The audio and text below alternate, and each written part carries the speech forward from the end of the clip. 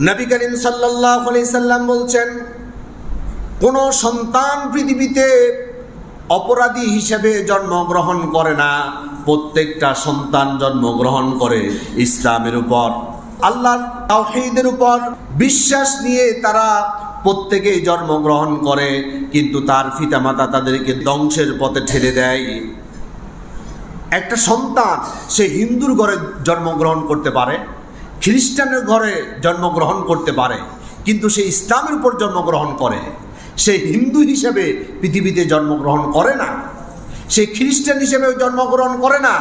তার পিতামাতা তাকে হিন্দু বানায়, তার পিতামাতা তাকে খ্রিস্টান বানায়, অগ্নিপূজক বানায়।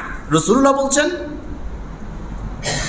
সহিহ বুখারীর হাদিস নাম্বার 1358, আন আবি হুরায়রা রাদিয়াল্লাহু তাআলা আনহু قال قال رسول الله